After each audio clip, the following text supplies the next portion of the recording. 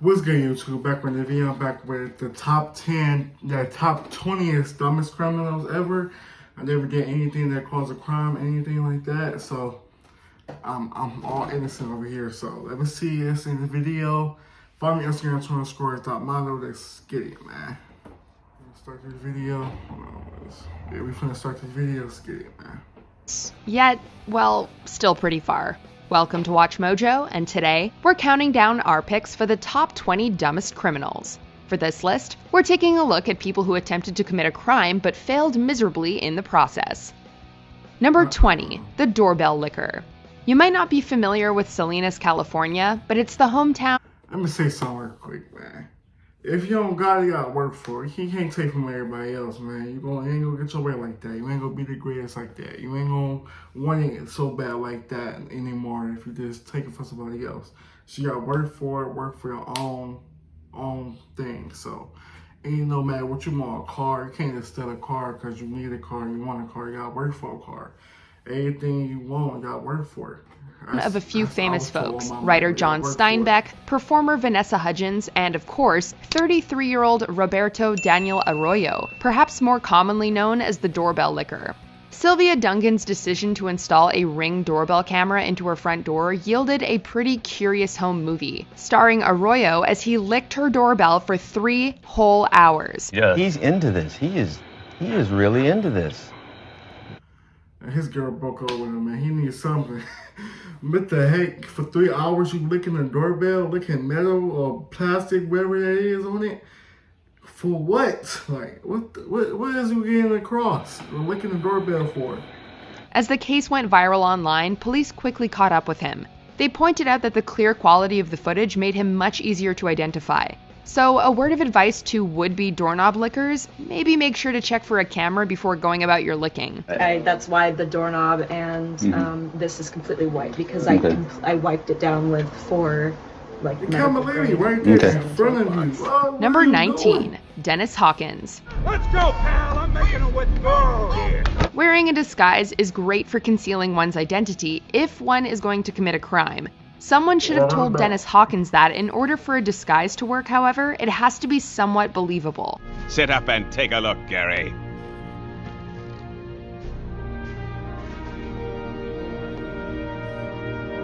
It's uncanny. Hawkins apparently missed that memo as he attempted to rob a bank wearing clown pants with a pair of fake breasts and a blonde wig. Sorry, they're new.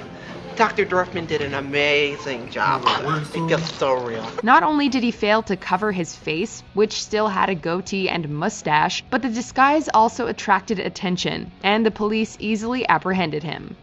Number 18, Daniel Glenn. I need you to arrest me. It's important to be prepared, especially if you're going to rob a store. It's possible to be too prepared, though, which is exactly what happened to Daniel Glenn, who inexplicably decided to call ahead to ask the store how much cash was in the register. Imagine how that conversation... Come on, man. That's dumb right there. Ask for how much cash in the thing, though. That's dumb. Went. Man, that's Hello, dumb. I'd like to place a takeout order for all the money. Can I get fries with that? Confused and slightly alarmed, the store owner immediately called the police, who arrested Glenn on his way to the store. Number 17, Tony Van. Breaking the law requires a certain audacity. That must have been his first robbery or something. Call the store, how much money you got in the drawers. That's dumb. But Tony Van, a 37-year-old San Francisco hairstylist, took this to a new level when he drove a stolen car to his own trial. Van was facing charges for possessing a stolen $125,000. Okay, that's dumb, but like, he ain't had no way there. Feel me? So he gotta take something though, but that's still dumb. Porsche Carrera, so maybe he thought no one would notice when he arrived at court in a stolen Lexus instead. He didn't let around in front of the court. When Yorkshire puppies he'd left inside escaped through a window, sheriff's deputies noticed and ran the license plate. He was charged with possession of a stolen car and computer, as well as animal cruelty.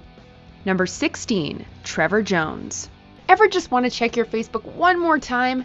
34-year-old Trevor Jones couldn't resist when he broke into a house in Gwinnett County, Georgia, in November 2011. Unfortunately for him, he used the home computer to log in. To be fair, it's no wonder he wanted some social media downtime. A woman whose house he'd tried to rob earlier had seen his car, taken his keys and wallet, and called the police. Jones had to swim a pond to escape before breaking into another nearby house. Still, he probably should have logged out of Facebook before leaving. Instead, he gave police everything they needed to identify him and issued.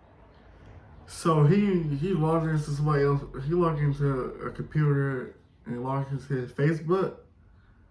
Dumb. Arrest warrants. Number 15, Albert Bailey. Police in Connecticut say they had ample warning of a bank robbery because the two suspects called the bank ahead of time, telling an employee to get a bag of money ready. We're gonna say this now. If you're planning on robbing a store or bank, don't. Another part. Psst. The dumbest thing. Calling this thing and say you better rob. Like, say you about to call the court, you say, I'm about to catch the body, man. That's call ahead and ask them thing. suspicious questions or warn them that you're coming. We are the ex-presidents, and as you can see, we are in fact robbing your bank.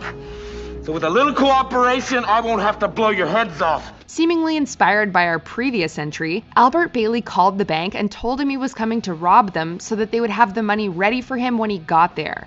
He even had an accomplice enter the bank with a note informing the tellers who Bailey was. Open the damn door! Obviously, the tellers had called the police, who apprehended Bailey immediately. Hold it right there.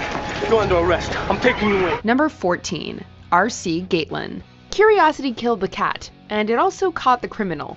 In 1988, R.C. Gatelin came across some friendly Detroit police officers who were showing off their squad car's computer to a few local kids. His interest piqued. Gatelin approached the officers and asked them to give him a demonstration, voluntarily giving them his driver's license so they could run a background check. The cops complied, and discovered Gatelin had an outstanding arrest warrant for armed robbery. It wasn't outstanding for much longer. The police arrested Gatelin on the spot. Still, he must have been impressed at how well the technology worked. Number 13, the Living Dead Burglar. There are times when playing dead might be a smart idea. In the animal world, the Virginia opossum plays dead to avoid predators, and some fish feign death to attract prey. But when a 23-year-old man broke into a Spanish funeral home in March 2008, he learned it isn't the most successful strategy in the human world. When police arrived to investigate the reported break-in, this man tried to fool them by lying on a table in a glass chamber used for wakes. Police were tipped off when they noticed that, for a corpse, he was awfully alive, breathing and everything. Number 12, Christian to fool them by lying on a table in a glass chamber used for wakes. Police were tipped off when they noticed that, for a corpse, he was awfully alive, breathing and everything. Number 12, Christian Bala. Polish intellectual Christian Bala believed he could get away with murder.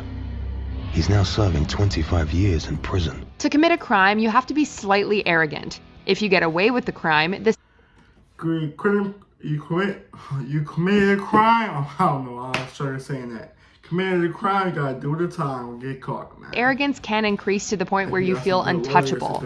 After murdering Dariusz Janiszewski in 2000, Polish author Christian Bala wrote a novel titled Amok, which featured an eerily similar murder and details of the case only the murderer himself could have been privy to. The torture and murder of advertising executive Dariusz Janiszewski goes unsolved for nearly 3 years, until Christian Bala posts extracts of his first violent novel on his blog.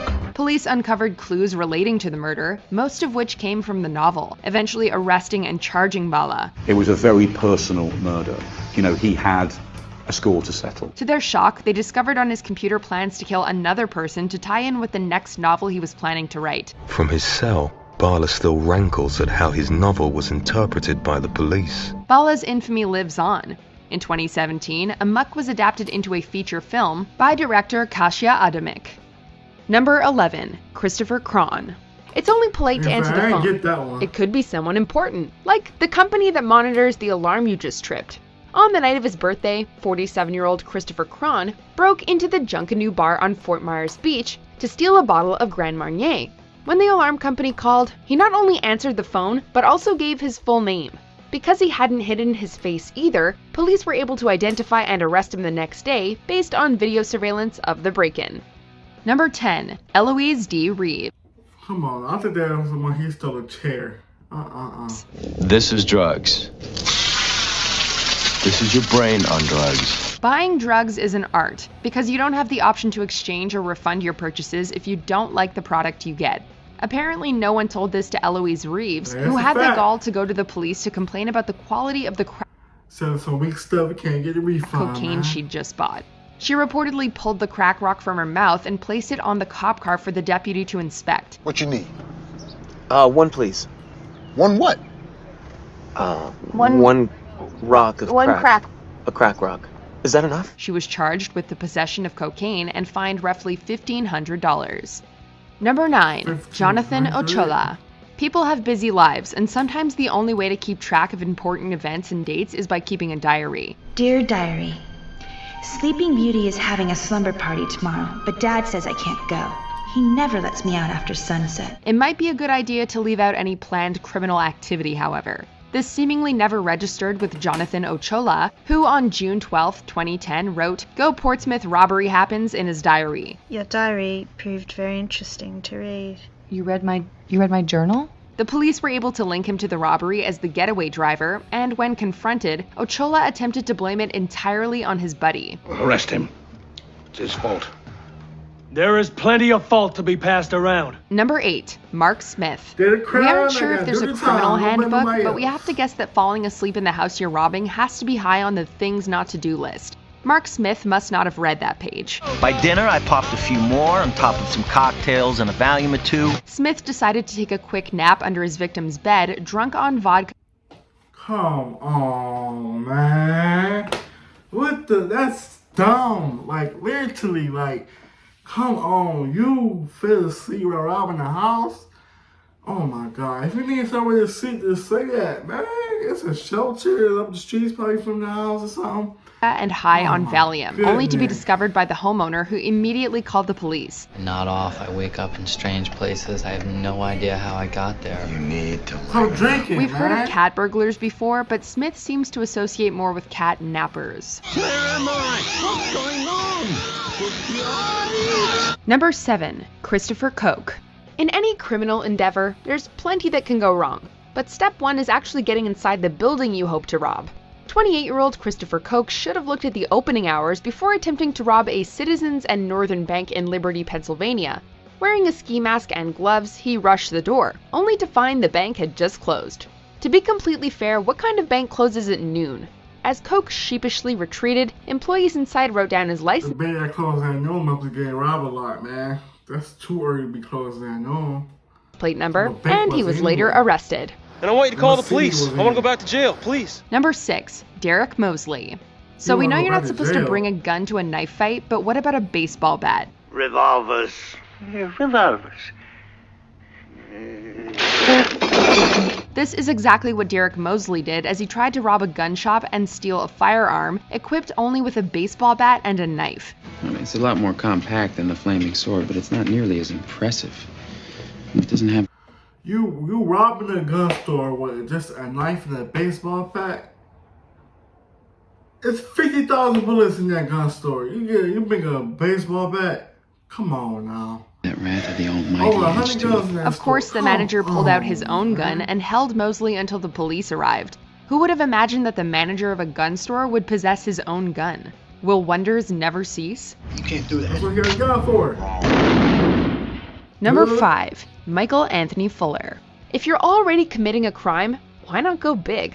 In 2011, a 53-year-old North Carolina man tried to use a $1 million bill to buy a microwave, a vacuum cleaner, and other merchandise at Walmart. It must be worth a fortune. The total price of the goods was $476, so he was apparently fairly optimistic about how much change Walmart keeps in their registers. Unfortunately, the cashier didn't have $999,524 on him and knew there's no such thing as a $1 million bill, leading to Fuller's arrest. As it turns out, sometimes when it comes to going big or going home, a $1 million bill? What? $1 million bill? One single bill? It's crazy. you should probably just go home. No, give it back. Give what back? Number 4. An uncanny resemblance. A fake ID is a teenage rite of passage. But when you show a fake ID, you should make sure you're not handing it to the actual owner. You know, the one whose face is on the ID you're holding in your hand? That's what happened to one 26-year-old. Come on, he must not look at the picture and not. Come on, man. You stole the ID and gave it back to the man you stole it from? Are you doing something? Woman at Applebee's in 2013 when she showed the waitress Brianna Pretty her own driver's license as proof of age. It had been stolen with a bunch of other possessions a month earlier. Can't we resolve this conflict without anger? Instead of bringing her customer a margarita, Brianna brought the cops, and the thief was caught red-handed. Number 3. Ruben Zarate. Open the safe, Pops. Open the goddamn safe! Deciding to rob a muffler shop, Ruben Zarate brought a gun and demanded the money, only to discover that the money was in the safe that could only be opened by the absent store manager. Now, I know you come back here to open your safe. So now you can open it. He decided it would be a good idea to leave his number with the store employees so that they could call him when the manager returned. Of course, they called the police, who set a trap for Zarate and arrested him. Excuse me? Placed under arrest. Are you kidding? I ain't gonna fake, some of these stores, they just want to go to jail at this point. They just sign themselves for jail because they about to already lose their lose their life already because they already gotta go to jail anyway for a court day or something like that. They already know they about to lose their court day and stuff, so they might as well just do the dumbest things ever and do it like that, man. That's an off. Hands behind your back, sir. I'm trying to help here. Heck, we're just surprised Zarate didn't leave his name, address, and social security number too. Drop the gun. You are under arrest. Number 2. Robber of Halifax Bank in London. Committing a crime is a stressful endeavor, and mistakes do happen. If there's one thing all robbers should remember... I think they installed like the auto alarm when you get robbed. They got to press a button, you can't get in or can't get out of the store when you're robbing it, so... However, is that your gun is your most valuable asset. This particular robber seemed to forget that fact as he attempted to rob the Halifax Bank in London. Put the money in the bag. Demanding the teller fill the bag with money, he accidentally gave away his gun to the teller instead of the bag. Come on, you gave them, oh my goodness. Gave them the gun? You set yourself up for death. And plus, robbing the bank, it's like a high chance you're not gonna be free. Literally, you robbing the bank nowadays, it's like, I think they got 2 securities and stuff. Like, robbing the bank nowadays is like, you can't get away with that. You can't get away. You can't at all. After a brief moment of confusion, the bank worker retreated, forcing the robber to flee. At least he managed to escape with a bank employee's bicycle, and so we still don't know his name. Before we unveil our top pick, here are a few dishonorable mentions.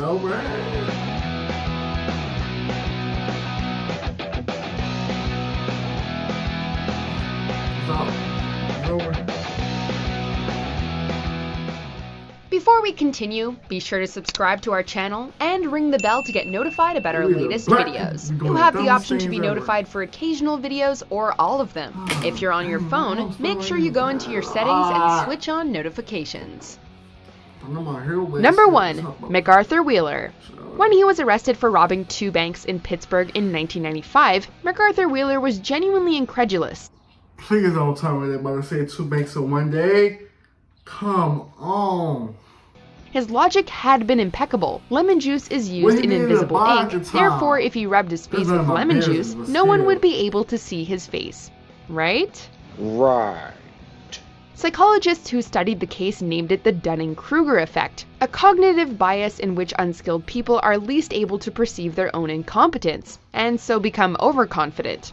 In other words, when people are really dumb, they can't see how dumb they really are. Do you agree with our picks? Check out this other... Yes, I agree with your picks. Some of them, man. Like, this ending video, man, work for what you want them to get, man. Work for it. It's going to take some time. It might take some real long time, a couple years, 2 months, 5, 6 years. It don't matter. You got to work for it. What you want in life, man. You got to work for it. Want a Lamborghini? Work for a Lamborghini. Want a house, buy a nice little house out the city? Work for it, man. We out, man.